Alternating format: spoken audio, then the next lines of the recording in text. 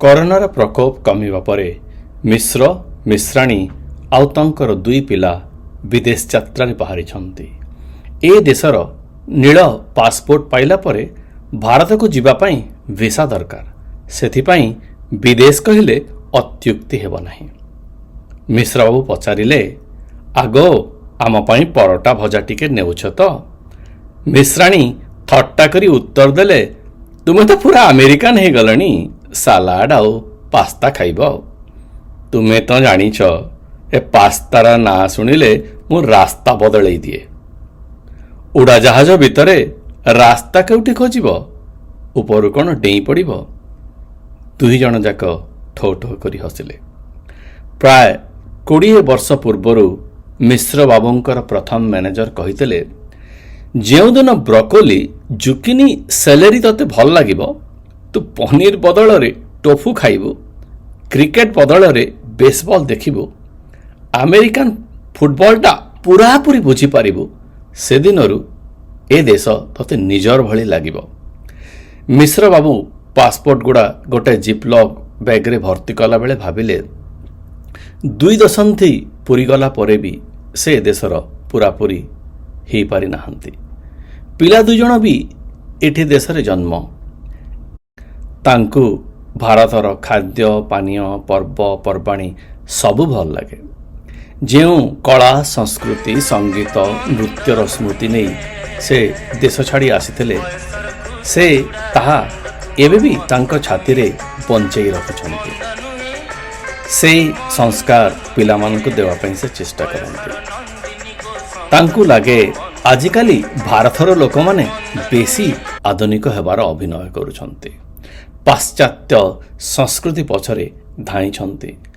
ତାଙ୍କ ପରି ପ୍ରବାସୀ ଭାରତୀୟମାନେ 2 ଦଶନ୍ଧି ତଳେ ଯେମିତି ଅଟକି ଯାଇଛନ୍ତି।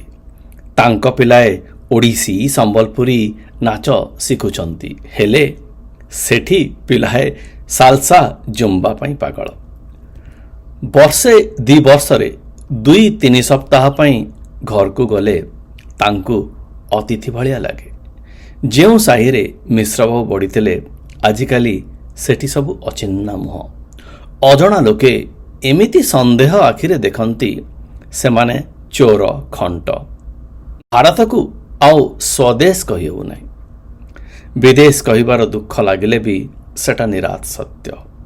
ଏୟାରପୋର୍ଟରୁ ଇମିଗ୍ରେସନ ଅଫିସରରୁ ଆରମ୍ଭ କରି ବ୍ୟାଙ୍କ ମ୍ୟାନେଜର ପର୍ଯ୍ୟନ୍ତ ସମସ୍ତେ କହନ୍ତି, ସେମାନେ ଭାରତୀୟ ନୁହନ୍ତି, ସେମାନେ ପ୍ରବାସୀ ଭାରତୀୟ। ବଡ଼ ସୁପରଷ୍ଟୋରଠୁ ଘର ସାମ୍ନାର ପରିବାବାଲାର ସେଇ ଫୋନ୍ ପେ ବୋର୍ଡ଼ ତାଙ୍କୁ ମନେ ପକାଇ ଦିଏ ସେମାନଙ୍କର ଆଧାର କାର୍ଡ଼ ନାହିଁ। ସେମାନେ UPI ପାଇଁ ହକଦାର ନୁହନ୍ତି। ସେମାନଙ୍କର ଅସ୍ତିତ୍ୱ ଟିକେ ଭିନ୍ନ। ଆଗ ପାସପୋର୍ଟ ଗୁଡ଼ା ମୋତେ ଦିଅ, ମୋ ପର୍ସରେ ରଖିବି। ଗଲାଥର ତୁମେ ଭୁଲି ଯାଇଥିଲ, ତୁମକୁ ପୁଣି ଏୟାରପୋର୍ଟରୁ ଘରକୁ ଆସିବାକୁ ପଡ଼ିଥିଲା, ବଡ଼ କଷ୍ଟରେ ଫ୍ଲାଇଟ୍ ଧରିଥିଲେ। ମିଶ୍ରବାବୁ ପୁଣି ପାସପୋର୍ଟ ମାନଙ୍କର ଏକ୍ସପାୟରି ଡେଟ୍ ଦେଖିଲେ। ଥରେ ଏୟାରପୋର୍ଟରେ ପହଞ୍ଚିବା ପରେ ଜାଣିଲେ ତାଙ୍କର ପାସପୋର୍ଟ ଏକ୍ସପାୟାର କରିଯାଇଛି। ସଢ଼ାର ବାହାଘରକୁ ଯାଇପାରିଲେନି ସେଥର। ସେଦିନ ଦେଖିବ ମିଶ୍ରାଣୀଙ୍କର ଅଗ୍ନିମୁଖୀ ରୂପ। ନିଜ ବାହାଘର ବେଳେ ଯଦି ଏମିତି କରିଥାନ୍ତ, ତେବେ ତୁମଠୁ ମୋତେ ମୁକ୍ତି। ଅଧା କହୁ କହୁ ମିଶ୍ରାଣୀ ଜିଭ କାମୁଡ଼ି ଚୁପ୍ ହେଇଗଲେ। ତାପରେ ମିଶ୍ରବାବୁଙ୍କୁ ଗେଲରେ ଗୋଟେ ଚୁମା ଦେଇ ବାଳକୁ ଟିକେ ଆଉଁସି ଦେଇ କହିଲେ, ମୁଁ ବି ନା ରାଗିଲେ କ'ଣ ନା କ'ଣ କହି ପକାଏ। ମିଶ୍ରାଣୀଙ୍କ ପାଦ ଶବ୍ଦରେ ମିଶ୍ରବାବୁଙ୍କର ଭାବନା ଭାଙ୍ଗିଲା। ଏଇ ସମ୍ଭାଳ। ମିଶ୍ରବାବୁ ପାସପୋର୍ଟ ଗୁଡ଼ା ଦେଉ ଦେଉ କହିଲେ, ସରୋଜ ଆସୁଛି 5 ମିନିଟରେ, ସେ ଏୟାରପୋର୍ଟରେ ଛାଡ଼ିଦେବ। 40 ଘଣ୍ଟାର ଯାତ୍ରା ପରେ ପହଞ୍ଚିଲେ ତାଙ୍କର ସହର। 3 ଥର ପ୍ଲେନ୍, ତାପରେ 8 ଘଣ୍ଟାର ଟ୍ରେନ୍। ଏତେ ଲମ୍ବା ଯାତ୍ରାରେ ସମସ୍ତେ ହାଲିଆ ହୋଇ ଶୋଇପଡ଼ିଲେ। ପିଲାଙ୍କ ସାଥିରେ ଗେଲ ହେବା ପାଇଁ ବସିଥାନ୍ତି ମିଶ୍ରବାବୁଙ୍କର ବାପା ମା। ହେଲେ ପିଲାଙ୍କ ସାଥିରେ ମିଶ୍ରାଣୀ ଶୋଇପଡ଼ିବାରୁ ସେମାନଙ୍କ ଟିକେ ମନ ଦୁଃଖ ହେଇଗଲା, ଟିକେ ଚିଡ଼ିଚିଡ଼ି ହେଇଗଲେ ସେମାନେ। ଅଧ ରାତିରେ 2 ଜଣ ପିଲା ଉଠି ଚଙ୍ଗା ଯେତେ କହିଲେ ବି ଶୋଇବାକୁ ନାରାଜ। କହିଲେ ଭୋକ ଲାଗୁ। ଜଣେ ଖୋଜିଲା ବଟର ଚିକେନ୍ ଆଉ ନାନ୍, ଆଉ ଜଣକ ସିରିଏଲ୍ ଦୁଧ। ମିଶ୍ରାଣୀ କହିଲେ ଏତେ ରାତିରେ କିଛି ମିଳିବନି, ମିଳିବ ଖାଲି ମିକ୍ସଚର ମୁଢ଼ି ନହେଲେ ଦୁଧ ବିସ୍କୁଟ କିମ୍ବା ପାଉରୁଟି ଜାମ୍। ବଡ଼ କଷ୍ଟରେ ତାହା ଖାଇ ଖେଳିବାରେ ଲାଗିଗଲେ ଦି ଜଣ। ସେଦିନ ରାତିରେ ମିଶ୍ର ଦମ୍ପତିଙ୍କର ନିଦର ପୂର୍ଣ୍ଣାହୁତି ପଡ଼ିଗଲା। ସକାଳୁ ସକାଳୁ ଜଟିଆ ହୋଟେଲରୁ ବାପା କେତେ କ'ଣ ନେଇ ଆସିଛନ୍ତି। କେଉଁ ଓଡ଼ିଆଙ୍କୁ ଛଣା ଜିନିଷ ଭଲ ନ ଲାଗେ। ଦୁଇଟା ସିଙ୍ଗଡ଼ା, ଆଳୁଚପ୍, ଜିଲେବି ଖାଇ ପିଲାଏ କହିଲେ ବାପା ପେଟ ଗୁଡ଼ଗୁଡ଼ ହେଉଛି। ମିଶ୍ରବାବୁ କହିଲେ ଜେଟଲେଗରେ ପେଟଟା ଜମା ଭଲ ରହେନି, ମୋର ବି ଟିକେ ଗୁଡ଼ଗୁଡ଼ ହୋଇଛି, ଠିକ୍ ହେଇଯିବ। ମିଶ୍ରାଣୀ ଚିଡ଼ି ହେଇ କହିଲେ ମନା କରୁଛି ଖାଅନି ଏ ହୋଟେଲର ଖାଇବା ଗୁଡ଼ା, କେମିତି ତେଲରେ ଛାଣିଥିବ କେଜାଣି। ମୋ କଥା ତୁମେମାନେ ମାନିଲେ ସିନା। ଚାଲ ସମସ୍ତେ ସ୍ପୋରଲେକ୍ ଖାଇବ, ପେଟ ଟିକେ ଭଲ ରହିବ। ଝିଅ କହିଲା ବାପା ଦେଖ ମଶା କାମୁଡ଼ି ଦେଇଛି। ମିଶ୍ରବାବୁ ଦେଖିଲେ ଝିଅର ହାତ ଗୋଡ଼ ପୁରା ଲାଲ। ତାକୁ ଆଉ କୁଣ୍ଡା ନା ରେ ମା, ମଶା ତୋ ଦେହରେ ବସିଲେ ତାକୁ ଏମିତି ମାରିବୁ। ଟିକେ ଆଣ୍ଟି ଇଚ୍ ମଲମ ଲଗେଇ ଦେଉ ଦେଉ କହିଲେ। ସେଦିନ ରାତିରେ ମିଶ୍ରବାବୁଙ୍କର ସହପାଠୀଙ୍କ ସହ ଏକ ବନ୍ଧୁ ମିଳନ। ବଡ଼ କଷ୍ଟରେ ସ୍ତ୍ରୀଙ୍କୁ ମନେଇ ଆସିଛନ୍ତି ମିଶ୍ରବାବୁ। ତାଙ୍କୁ ତାଗିଦ ମିଳିଛି ବେଶୀ ପିଇବନି, ଏଠି ଶାଶୁ ଶ୍ୱଶୁରଙ୍କ ଆଗରେ ମୋର ମାନ ମହତ ରଖିବ, ତୁମେ ବେଳେବେଳେ ପିଇ କରି ପୁରା ଟୁଲ୍ ହେଇଯାଅ। ମିଶ୍ରବାବୁ ନୀତିଦିନିଆ ପିଇବା ଲୋକ ନୁହନ୍ତି। କଲେଜ ବେଳର ସାଙ୍ଗମାନଙ୍କ ସହ ସାଥୀ ହେଇ ପିଇବାର ଏକ ଭିନ୍ନ ମଜା ଥାଏ। ପ୍ରତିଟି ପେଗ୍ରେ ଯୌବନର ଚପଳତା ପୁଣି ଫୁଟିଯାଏ, ସ୍ମୃତି ସବୁ ତାଜା ହେଇଯାଏ। ସେଦିନ କଳିଙ୍ଗ ବାର୍ରେ ମେହଫିଲ ଜମି ଆସିଲା ବେଳେ ମିଶ୍ରବାବୁଙ୍କ ନିଦ ଘୋଟି ଆସିଲା। ନିଶା ଆଉ ଜେଟଲେଗରେ ଆସୁଥିବା ନିଦର ଏକ ଅଜବ ମିଶ୍ରଣ। ମେହଫିଲ ମଝିରେ ତାଙ୍କର ଆଖିପତାଗୁଡ଼ା ନିଜେ ନିଜେ ଲାଗି ଯାଉଥାନ୍ତି। ବୀରେନ କହିଲା ଏବେ ତ 8ଟା ବି ବାଜି ନାହିଁ, କ'ଣ ଶୋଇପଡ଼ୁଛ? ଆରେ ଭାଇ ମୁଁ ବାହାରେ ଘରକୁ, ନହେଲେ ସ୍ତ୍ରୀ ଚିଡ଼ଚିଡ଼ ହେବ। ଏ ଜେଟଲେଗଟା କେଉଁ ଭୂତରେ ଭାଇ, 5-6ଟା ପେଗ୍ ମାରିଲା ପରେ ବି ତୁମେ ଠିକ୍ ରହୁଥିଲ, ଏବେ ତୁମେ ବୁଢ଼ା ହେଇଗଲଣି। ସେପଟୁ ଆନ୍ନାଜୀ ଛାଡ଼ିଲା ଏକ ବାକ୍ୟ ବଣ। ଶଳା ଯେତେବେଳେ ଦେଖିବ ବାହାନା ମାରୁଛି, ସତ କହୁନୁ ମାଇପ ପାଖକୁ ଦୌଡ଼ିବୁ, ତୁ ତ ପୁରାପୁରି ଚୋରୁର ଗୁଲାମ ହେଇଗଲୁଣି। ମିଶ୍ରବାବୁ ଭାବୁଥାନ୍ତି କେମିତି ବୁଝେଇବି ଏମାନଙ୍କୁ ଜେଟଲେଗଟା କ'ଣ। ଯିଏ ନ ଭୋଗୁଛି ସେ କେମିତି ଜାଣିବ ଜେଟଲେଗଟା କ'ଣ। ଆରେ 3 ଦିନ ହେଲାଣି ତୁ ଆସିଲୁଣି, 5 ବର୍ଷ ପରେ ମେହଫିଲ ଜମିଛି। ସ୍ତ୍ରୀର ଶାଢ଼ୀରେ କେତେ ଗୁଡ଼େ ହେବୁ ରେ ଭାଇ, ଆଉ ଘଣ୍ଟା 2 ଘଣ୍ଟା ବସ୍। କାଲି ରାତିରେ ଜମା ଶୋଇପାରିଲେନି ଭାଇ। ସତରେ ମିଶ୍ରବାବୁ କେମିତି ବୁଝେଇବେ ଜେଟଲେଗଟା କ'ଣ। ଏତେ ବର୍ଷ ହେଲା ବାପା ମାଆଙ୍କୁ ବି ବୁଝେଇ ପାରିନାହାନ୍ତି। ବୟସ ବଢ଼ିବା ସହ ଯେମିତି ଜେଟଲେଗର ପ୍ରଭାବ ବଢ଼ି ବଢ଼ି ଚାଲିଛି। ଭାବୁଥାନ୍ତି କାହାକୁ କହିବି, ନିଶା ହେଲା ପରେ ବୁଝିବାର ଶକ୍ତି ଟିକେ କମିଯାଏ ବୋଲି ସ୍ତ୍ରୀ କୁହେ। ସମସ୍ତଙ୍କୁ ତ ଟିକେ ଚଢ଼ିଲାଣି, କିଏ ବୁଝିବ। ଏଠି ପିଇବା ସହ ଅନେକ ରକମର ଖାଇବା, ଚିଲି ଚିକେନ୍, ମସଲା ପାପଡ଼, ମସଲା ଚିନାବାଦାମ, ଚିଲି ଆଳୁ। ମିଶ୍ରବାବୁ 4 ଦିନ ଭୋକିଲା ପରି ଖାଉଥାନ୍ତି। ସୁରାପାନ ସହ ସୁସ୍ୱାଦୁ ଭୋଜନ। ଆଜି ସ୍ତ୍ରୀର ରାଗ ଅଭିମାନକୁ ଟିକେ ସହି ନେବା। ସୁମନ୍ତ କହିଲା ମନେ ଅଛି କଲେଜରେ ଟିକେ ମିକ୍ସଚରକୁ ଚଖନା କରି ପିଉଥିଲେ, ଆଉ ସେ ଶଳା ପଣ୍ଡା ମଦ ପିଉନଥିଲା କିନ୍ତୁ ଆମର ସବୁ ମିକ୍ସଚରକୁ ଖାଇ ଦେଉଥିଲା। ସେଥିପାଇଁ ଆମେ ଟିକେ ମିକ୍ସଚରରେ ମଦ ଛିଞ୍ଚି ଦେଉଥିଲେ। ହଁ, that was A very creative idea.